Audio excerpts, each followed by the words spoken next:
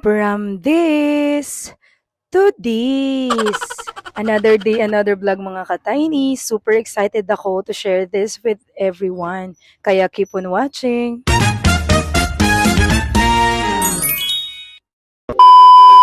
This is not to brag but to inspire everyone. Kaya for today's video ay samahan niyo naman ako pumunta sa Honda. But before anything else ay pupunta muna ako sa Landback para mag-withdraw ng pera. Dahil puro cash dito, walang card. Kalok. Actually mga katayni, super excited ako to share everyone na ito na yung araw na bibili ako ng motor. Kalok, super excited talaga. Hindi ko na-expect na makakabili ako ng motor na fully paid. Sana all talaga. Ito nga mga katayni, pagkatapos ko nga mag-withdraw ay ito, sumakay muna ako ng tricycle for now. Kasi nga wala nga motor, kaya sumakay muna ng tricycle, kaya nga tayo bibili ng motor para mayroon na tayong masasakyan. Ito nga't nakarating na nga tayo dito sa Honda branch, kaya tara pasok na tayo mga katayni. Actually mga katayni, nung nakarang araw pa ay nireserve ko na kung anong unit yung bibilhin ko kasi wala nga akong cash yung nakaraang araw, kaya ngayon ko lang siya kukunin. At alam nyo ba mga katayni, nag-canvas muna kami bago ako bumili ng unit kasi sa totoo lang, ang dami kong preference sa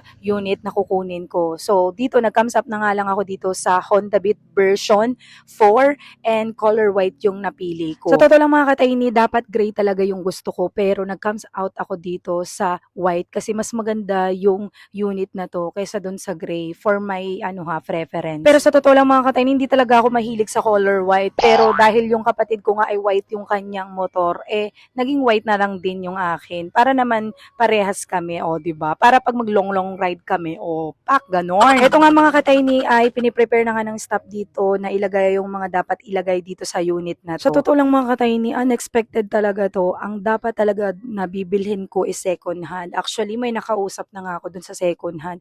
Kaso, nagkaroon lang tayo ng another blessing.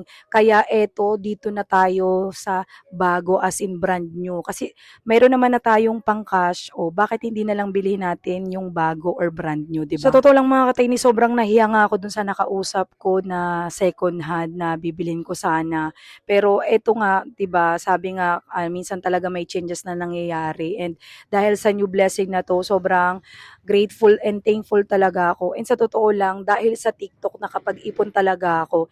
And hindi pa talaga dapat sapat yung pera na pambili ko ng motor. Pero dahil sa TikTok, again, is nakumpleto ko siya. Kaya sobrang thankful talaga ako. Yahoo! As you can see nga mga katayni dito, and explain na nga ng staff kung paano gamitin itong motor na to, kung ano yung dapat paltan, and ano yung mga inclusion. Pero sa totoo lang talaga mga katayni, hindi talaga ako expert dito and wala akong idea sa mga ganyan. Ang ginagawa ko na lang talaga, Google is life, ChatGPT is life, ganon. Kaya minsan oo lang ako ng oo kahit hindi ko naiintindihan. Kaloka, diba? Kasi sa totoo lang, hindi pa kasi fully recover yung utak ko ngayon dahil nga dito ay bagong gising pa lang talaga ako. And na-overwhelm ako kasi 'di ba? Hindi ko na-expect na ganito yung mangyayari sa buhay ko na makakabili ako ng motor na fully paid and brand new, 'di ba? So sa mga hindi nakakaalam, the reason why ay gusto ko tong bilhin is kasi nga for emergency purposes din. Hindi lang din yung magagamit ko din to for my business. Although mga katayni, meron naman ako dating unit na motorcycle pero kasi medyo pihang-pihang na kasi talaga yung motor na yun. Kaya ayun, bumili na ako ng bago dahil for emergency, nanghihiram pa ako sa kapatid ko lalo na kapag kailangan kong puntahan yung papa ko pag na inaatake siya. So, for me, ito na yung the best investment and achievement ko for today's video. Kaya nga, sobrang grateful talaga ako and sa totoo lang, lagi kong sinasabi sa inyo na walang imposible basta magsipag lang kayo, magtiwala kayo sa sarili nyo na kaya nyong gawin yung mga bagay na hindi nyo kaya dati.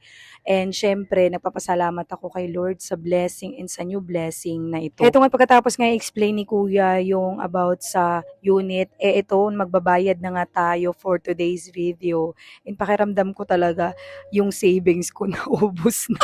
Ako kasi mga katayni, may paniniwala kasi talaga ako na money can earn and alam ko na mas 10 times na babalik pa sa akin So, to. as you can see nga dito ay may pre-helmet at kasama to sa inclusion. And by the way mga katayni, nagdagdag din pala ako dito. So, kumuha din ako ng insurance kasi importante yon lalo na kapag nasa highway tayo. So, kailangan natin na ma-make sure natin na mayroon pa rin tayong insurance sa mga sasakyan na binibili natin. Kasi kung tutuusin, napakalaking tulong din kasi pag may insurance ka. Siyempre, bago ang lahat or bago ako magpaalam, ay gusto ko muna din magpasalamat sa mga staff dito sa Honda. Thank you so much sa pag-explain sa akin ng mga information na dapat kong malaman. Thank you sa inyo lahat. Heto nga, after nga i-explain ni ma'am yung about sa insurance, ayan, nilabas na nga yung unit para dalhin ko dito sa bahay.